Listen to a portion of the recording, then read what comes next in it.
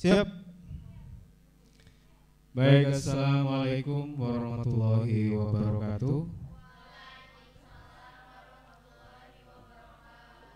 Kita akan segera mulai diskusi kita pada kesempatan sore hari ini, ya. Hari ini hari Kamis, tanggal 22 September tahun 2022. Ya, jadi harus ada keterangan sejarah supaya anak cucu kita, ngomongin anak cucu ya, suatu hari menonton videonya dan di situ ada keterangan bahwa video itu diupload pada tanggal 22 September 2022. Wih, angkanya pas banget ini. Ya, sudah siap ya? Tapi Pak Ari mau bacakan format penilaian, terutama buat kelompok ini harus dengerin. Yang pertama, ini sama komentator nih. Yang isi komentator. 1. Ketersediaan bahan presentasi dan persiapan matang. Yang lain juga perhatikan. Kerjasama dengan sesama teman bagus. Nanti direntang yang menilai mereka. Yang ketiga, makalah atau PPT mengandung unsur materi, hikmah, karya puisi yang dibacakan dengan penuh penghayatan. Wow, ada apa enggak nih puisinya? Harus cari pokoknya. Pemakalan menjelaskan komponen materi dalam presentasinya, udah. Pemakalan menjelaskan presentasinya tidak terpaku pada teks. Tantangan juga ya. Ini terpaksa udah lihat ya, udah lihat. Oh. Nomor 6, pemakalah memaparkan atau menjelaskan makna atau hikmah puisi yang ditampilkan. 2 kali itu.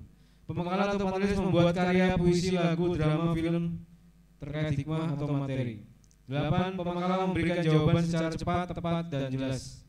Yang ke-9, pemakalah peduli dengan para peserta, misal karena tidak perhatian. Ya, jadi ada unsur-unsur, diam dong, gitu. Kaget kan? Halo? Halo? Yang belakang dengar nggak? Iya, kamu. Oh iya, siap. Terakhir, pemakalah menyiapkan makalah dengan layout tampilan yang menarik. Ya, nanti dilihat aja ya, menarik apa enggak. Silakan. Baik, teman-teman dan juga seluruh Civitas Kedegah Man 21 Jakarta, kita akan segera mulai diskusi kita. Namanya adalah diskusi LAB. LAB itu apa? Ada yang tahu LAB? Lingkar Amanah Budaya. Apa itu amanah budaya? Enggak ada yang nyangkut. Apa itu amanah budaya? Ini judulnya tuh harusnya ada itu loh, harus ada amanah budaya. Apa manfaat sejarah buat diri saya, dan saya? Itu namanya amanah budaya. Apa manfaat sejarah atau manfaat kisah buat diri saya yang berubah jadi kita? Paham? Apa itu kepanjangan amanah budaya? Apa manfaat? Ya Allah, Pak Arif capek-capek ngomong dari tadi gak ada yang nih. Apa itu apa amanah budaya? Amanah budaya itu apa? Iya apa? Apa manfaat sejarah? Ya Allah. Apa manfaat sejarah amanah? Amanah sejarah buat diri saya. Ya. Baik, kita akan segera mulai. Inilah diskusi amanah budaya dengan MC. Siapa namanya? Apa? Cinta Laura. Cinta, silakan.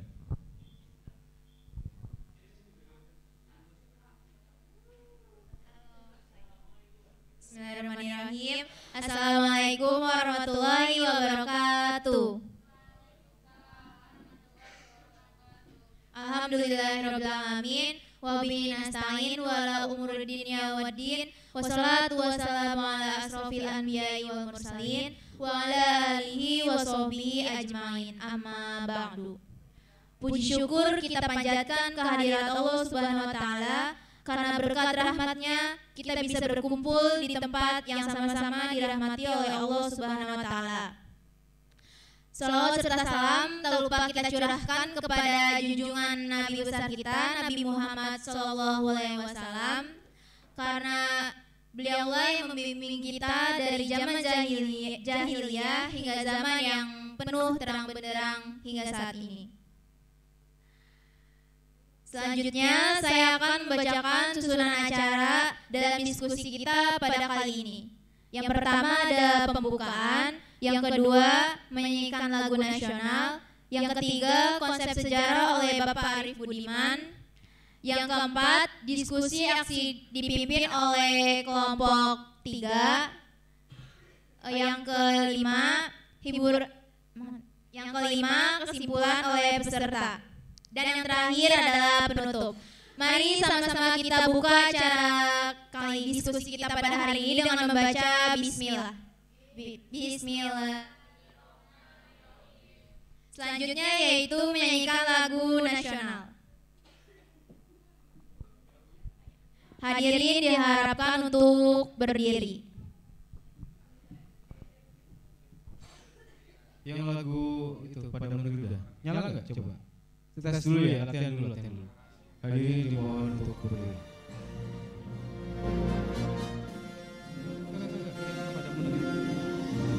Tapi yang piano, versi piano. Bagi negeri yang judulnya ya. Iya nggak, maksudnya yang versi piano. Kita coba menyanyikan lagu kebangsaan ya. Hadirin dimohon berdiri.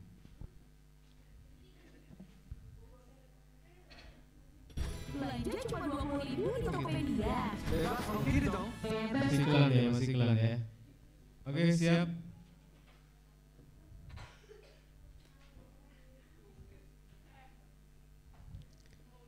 Siap. Music.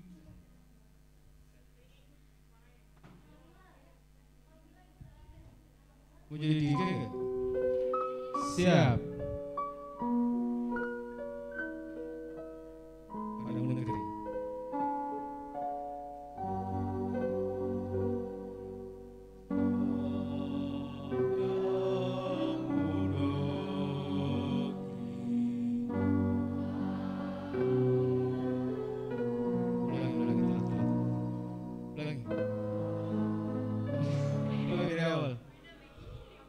Ikutin musiknya ya, jangan telat.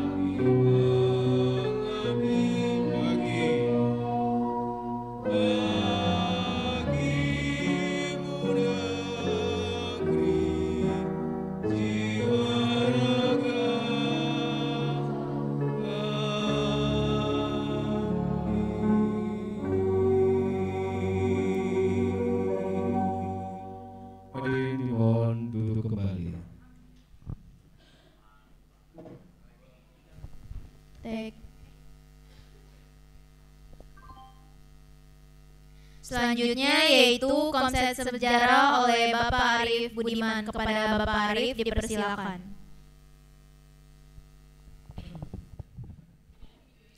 Pak Arif tampil mulu nih di YouTube, jadi nggak enak gitu. Apa? Ini. Kamu nggak di videoin ya? Ya kasihan deh. Besok cari kamera satu lagi ya, biar ke belakang. Kameranya masih satu. Baik.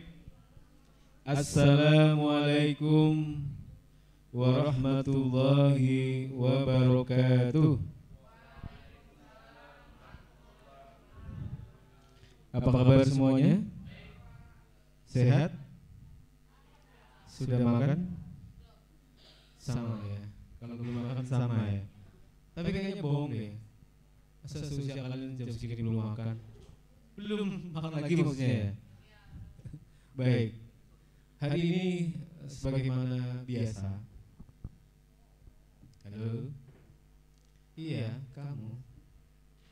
Iya, kamu. Kamu. Iya, kamu. Iya. Sini dulu ya. Baik, hari ini kita sebagaimana biasa akan berdiskusi meskipun lelah, meskipun capek. Tapi dalam dialektika atau dialog intelektual itu penting untuk dibangun buat teman-teman dan juga seluruh civitas akademika dimanapun Anda berada.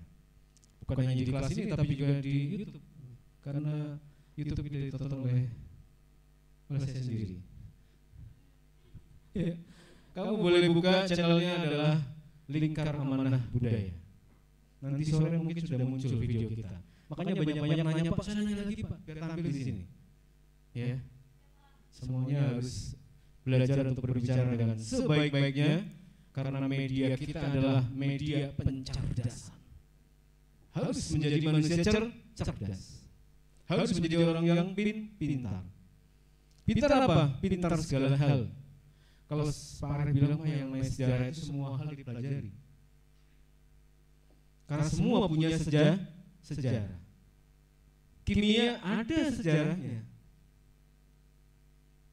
Ya. Semua berawal dari filsafat. Lalu kemudian melahirkan sejarah, melahirkan begitu banyak ilmu. Induk dari segala ilmu itu adalah filsafat. Betul? Betul. Di bawah AC persis soalnya kan, hawanya sejuk ya. Nanti kalau perlu kita bawakan lagu-lagu yang kayak keroncong gitu, biar tidur sekalian. Ya. Ini soalnya pianonya belum ketemu ini. Ya. Belum dapat itunya apa namanya? Casannya. Casnya rusak. Oke, sudah siap ya? Pada cek dulu semuanya udah siap nih. Udah siap. MC udah tadi, alhamdulillah. Nah, tema kita hari ini adalah Indonesia pada masa demokrasi terpimpin. Sosok paling kuat pada tema ini siapa? Soekarno. Siapa yang bisa menjawab pertanyaan Pak Arif? Pintar.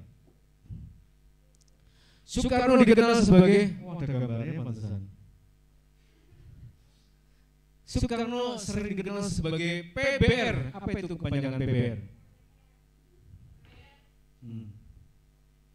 Bukan forum ya. Bukan forum Betawi Rembuk, bukan. PBR. Salah. Apa? Ada yang bisa? Pemimpin. Betul. Habis itu apa? Nah, salah. PBR. Benar juga tapi bukan itu yang dimaksud. Siapa bisa? Pemimpin besar revolusi.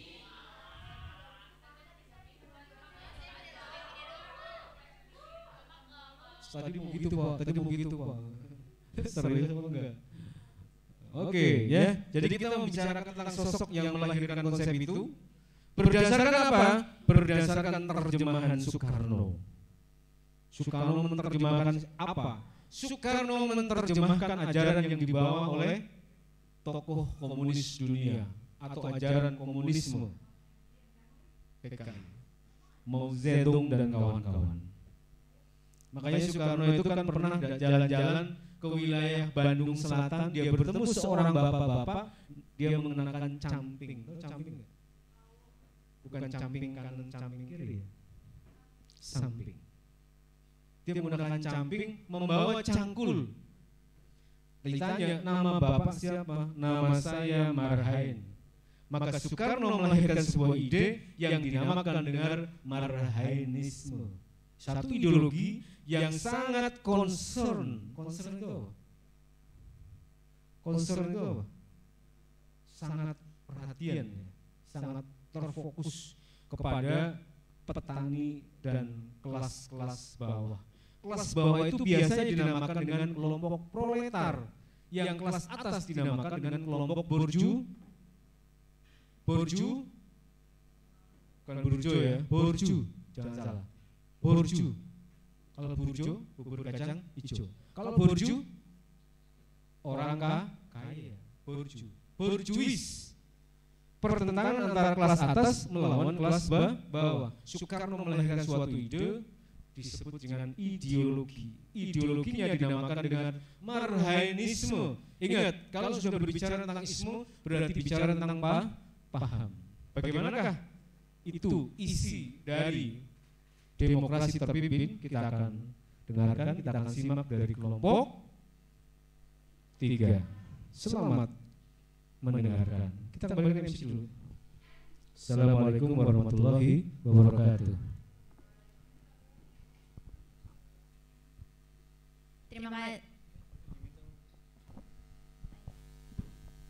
Terima kasih kepada Bapak Arif Budiman.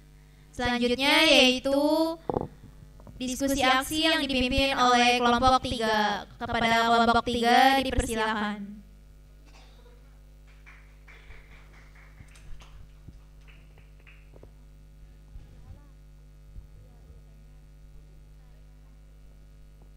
Assalamualaikum warahmatullahi wabarakatuh. Kami dari kelompok 3 akan melanjutkan diskusi tentang Indonesia pada masa demokrasi terpimpin yang akan dilanjutkan oleh teman kelompok saya.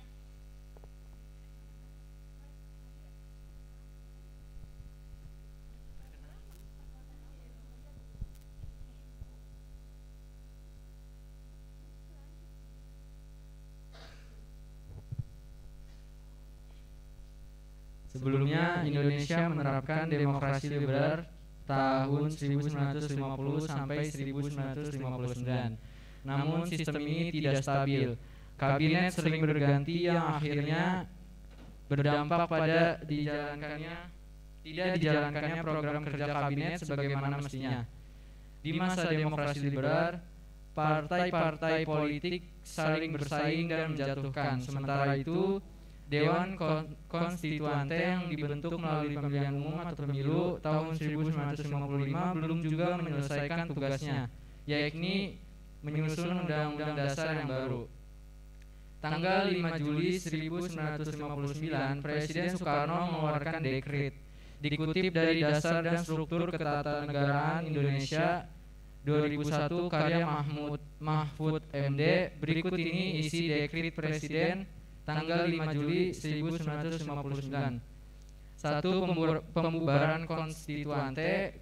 2. Berlakunya kembali Undang-Undang Dasar 1945. 3. Tidak berlakunya Undang-Undang Dasar sementara tahun 1950. Keempat, dibentuknya Majelis Permusyawaratan Rakyat sementara dan Dewan Pertimbangan Agung sementara. Dekret Presiden tanggal 5 Juli 1959 menandai berakhirnya demokrasi liberal dan digantikan dengan demokrasi terpimpin.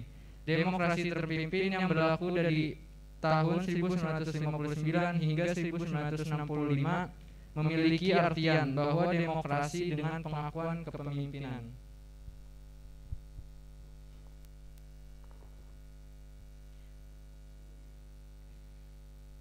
Yang kedua ada konsep tujuan demokrasi terpimpin. Demokrasi terpimpin merupakan suatu gagasan pembaruan kehidupan politik, sosial, dan ekonomi. Gagasan ini dikenal sebagai konsep Pre-Presiden 1957. Terdapat dua pokok pemikiran dalam konsep tersebut, diantaranya pembaruan struktur politik harus diberlakukan sistem demokrasi terpimpin yang didukung oleh kekuatan yang mencerminkan aspirasi masyarakat secara seimbang.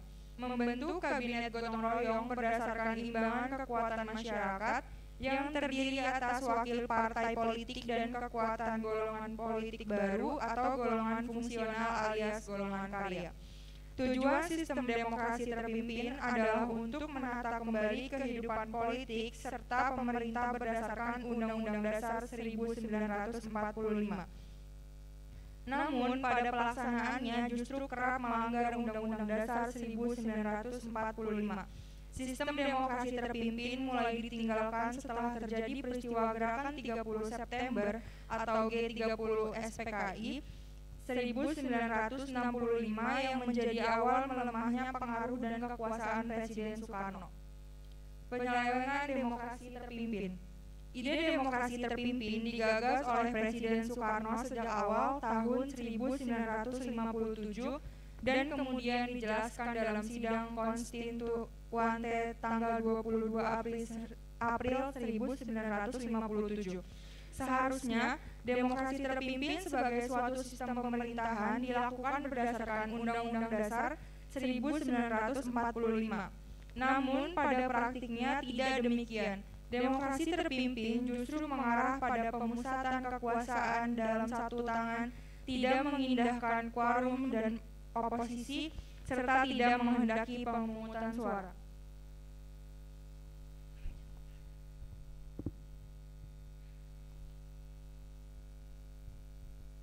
Kelemahan demokrasi terpimpin. Puncak anti kebebasan pers. Pemerintah melarang terbitnya beberapa surat kabar seperti Harian Abadi dari Masyumi dan Harian Pedoman dari PSI Partai Sosialis Indonesia. Otonomi daerah sangat terbatas. Hal ini dikarenakan sentralisasi kekuasaan yang semakin dominan dalam proses hubungan antara pemerintahan pusat dan daerah. Mengaburnya sistem kepartaian. Partai politik bukan untuk mempersiapkan diri untuk mengisi jabatan politik di pemerintahan, namun lebih sebagai elemen penopang dari tarik ulur kekuatan antara lembaga kepresidenan, TNI, Angkatan Darat, dan Partai Komunis Indonesia atau PKI. Melemahnya lembaga legislatif, dibentuknya DPR gotong royong membuat sistem politik melemah. Hal ini dikarenakan DPR hanya merupakan instrumen politik lembaga kepresidenan. Proses rekrutmen politik untuk lembaga ini juga ditentukan oleh Presiden. Hak dasar manusia sangat lemah. Presiden mudah untuk menyingkirkan politik yang tidak sesuai dengan kebijakan atau siapapun yang mempunyai keberanian untuk menentangnya. Beberapa lawan politik menjadi tahanan.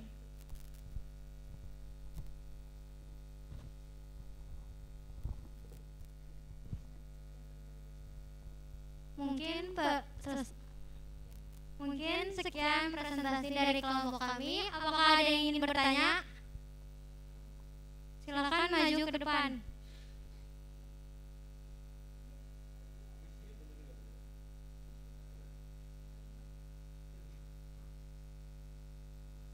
Siapa yang mau bertanya? Siapa? Nadia dulu.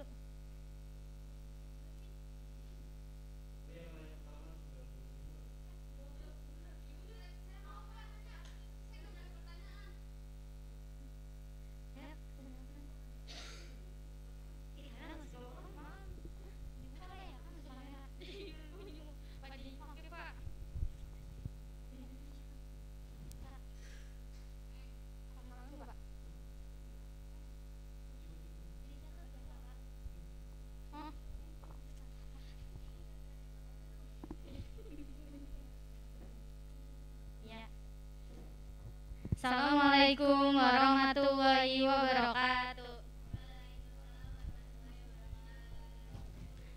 Kenalkan, nama saya Nadia Hersa Syahira dari kelompok 4. Saya ingin bertanya, apa saja sih penyimpangan yang dilakukan Soekarno pada masa demokrasi terpimpin? Makasih.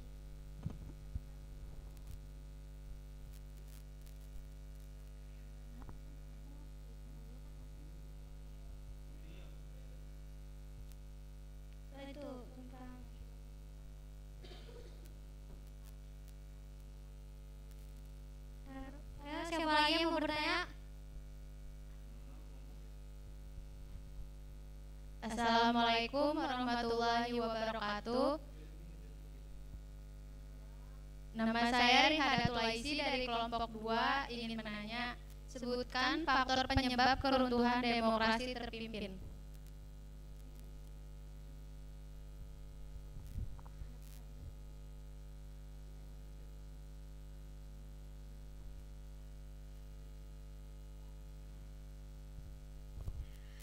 Assalamualaikum warahmatullahi wabarakatuh. Nama saya Syifa Alia dari kelompok 2. Saya ingin bertanya, apa saja penyebab diberlakukannya demokrasi terpimpin?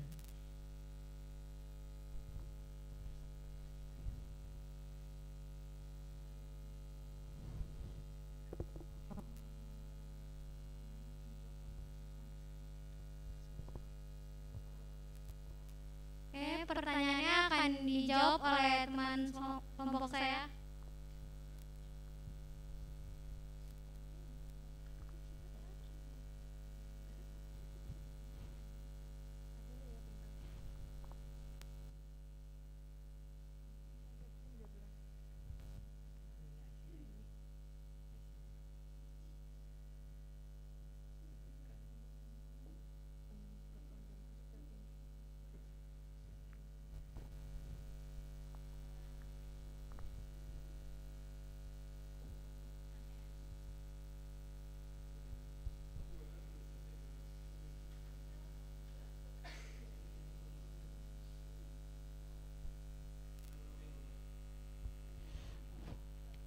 Saya akan menjawab pertanyaan dari Aisy. Pertanyaannya, sebutkan faktor penyebab keruntuhan demokrasi terpimpin.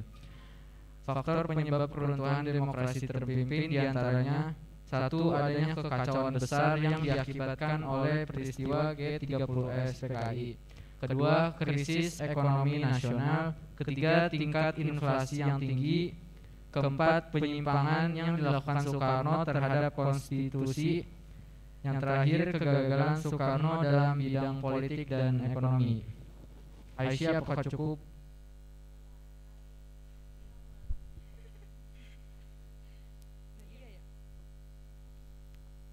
Saya akan menjawab pertanyaan dari Nadia Hersa.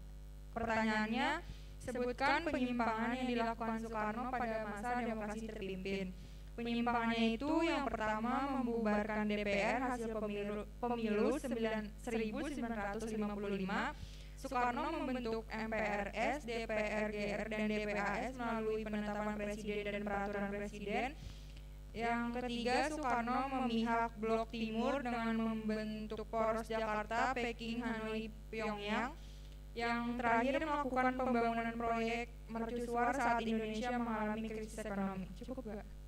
Makasih.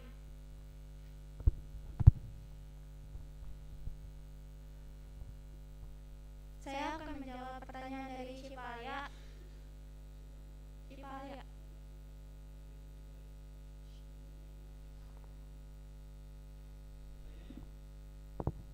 Apa faktor penyebab diberlakukannya demokrasi terpimpin?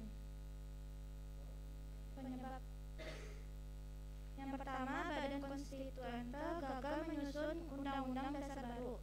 Yang kedua, Presiden Soekarno mengeluarkan Dekret Presiden 5 Juli 1959. Munculnya gerakan-gerakan separatisme dan kabinet kerap berganti-ganti sehingga muncul ketidakpercayaan rakyat terhadap pemerintah.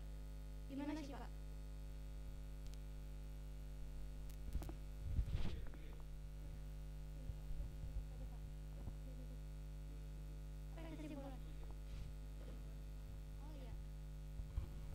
Ya, masih terbuka tanya jawab ya. Jadi kalau mau ada yang tanya lagi, sangat terbuka. Terutama buat kelompok-kelompok yang belum mengajukan pertanyaan, ya kan? Tadi kelompok berapa aja tadi? 2, 4,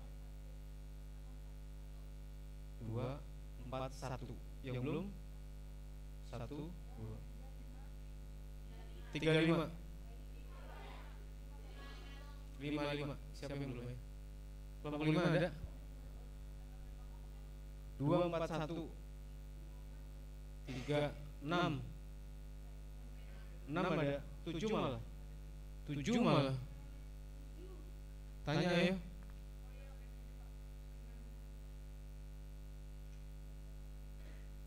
Ayo, yang belum tanya. Halo. Sayup-sayup ya. Suasananya kayaknya enak banget buat tidur ya. Harusnya ada penampilan enggak? Ya, tema kita memang berbicara tentang demokrasi terpimpin. Tapi sekali lagi tadi Pak Arif katakan, kalau kita berbicara tentang demokrasi terpimpin, pasti berbicara tentang Soekarno. Dengan segala macam cerita lah tentang Soekarno. Apa aja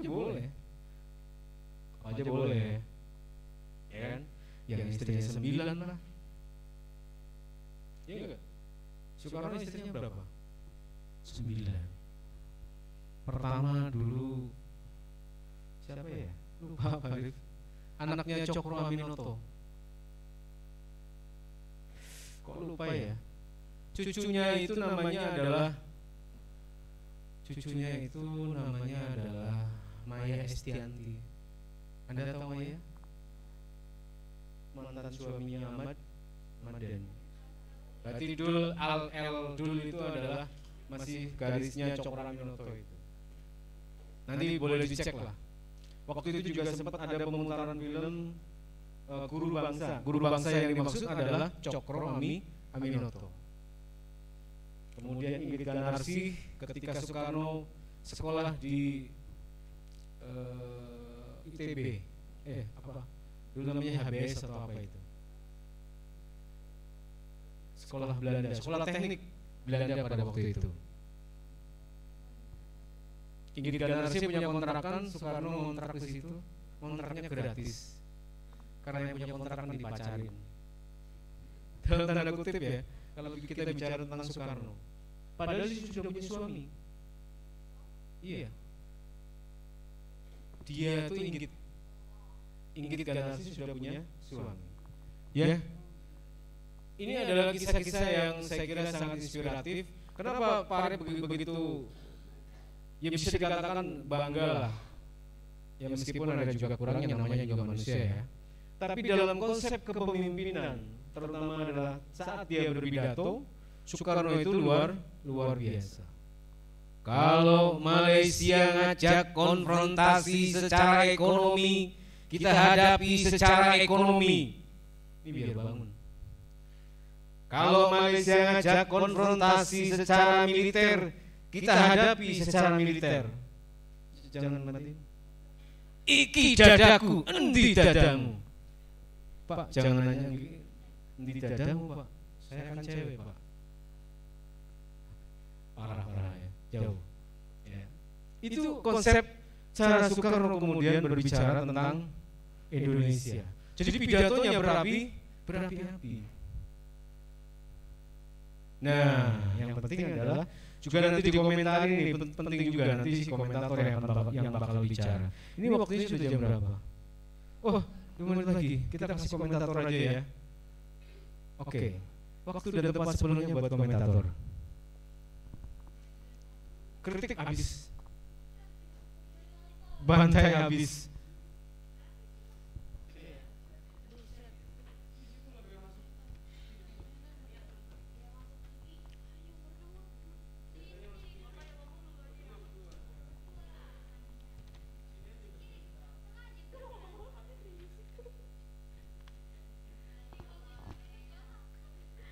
Assalamualaikum warahmatullahi wabarakatuh.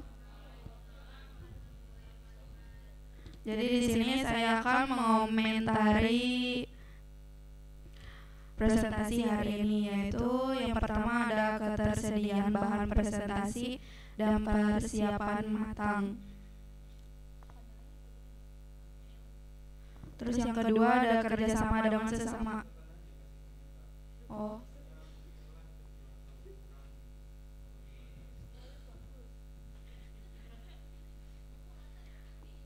Yang pertama itu kerjasama dengan sesama teman satu kelompok sangat kompak. Nah itu tuh udah kompak. Terus yang di sini kurang hikmah sama karya puisinya di PPT-nya. Terus pemakala peduli. Nah itu belum, kalau misalnya pesertanya nggak ada yang merhatiin itu belum ditegur. Terus Makala menyiapkan makala dengan layout tanpa yang tampilan yang menarik. Nah itu udah bagus. Terus pemakala memberikan jawaban secara cepat, tepat dan jelas, itu juga udah. Pemakala memaparkan atau menjelaskan makna atau hikmah dan puisi yang ditampilkan, itu udah, cuma tadi puisinya yang kurang.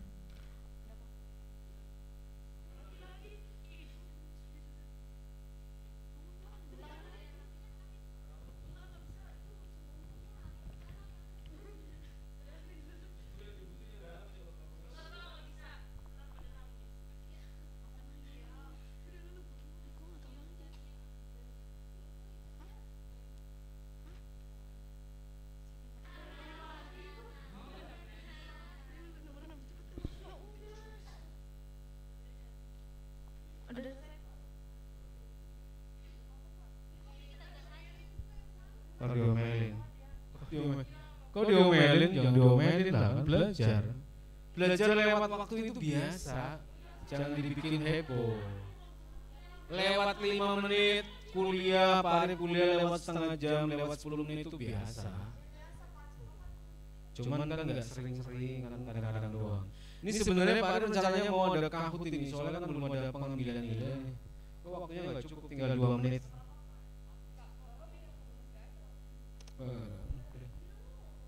Oke, kasih tepuk tangan aja.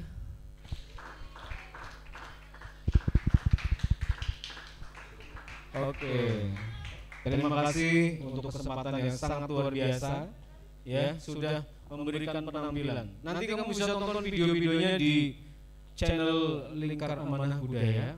Ada yang ngambilin kelas performance kemarin, tadi pagi sebetulnya. Nggak tahu Pak Arif itu mau di re-upload apa enggak, soalnya suaranya tadi kecil banget. Tapi Agama tadi udah tampil, dia pakai kelas performance, hiburan kelas. Udah. Kelas yang sebelumnya ada yang bikin drama. IPA 1 ya? IPA 1 bikin drama. Bukan drama. Oh, drama ya, drama. Kelasnya UC. Drama. Kan Pak Arif yang ngajar. Drama ya, pasti mau kelas terpimpin. Bukan kelas performance, bukan. Kalau kelas performance Agama memang dia drama musikal ya.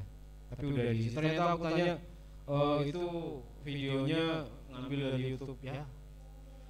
Pak Arif pikir itu bikin sendiri, rekaman sendiri, kasih musik sendiri. Kamu kan sebenarnya bisa pakai video editor, nanti tinggal nambahin musiknya, dikecilin, dibesarin.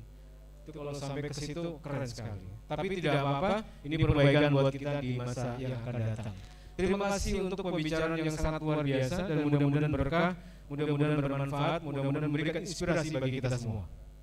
Betul? Sampai jumpa di pertemuan berikutnya. Assalamualaikum warahmatullahi wabarakatuh. MC.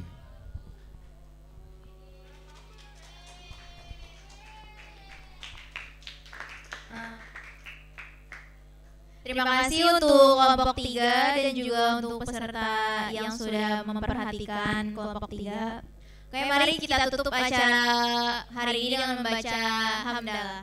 Alhamdulillahirrahmanirrahim.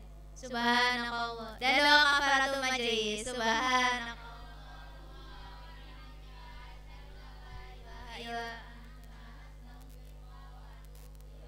Terima kasih, sekian dari saya, kurang dan lebihnya mohon maaf. Wassalamualaikum warahmatullahi wabarakatuh.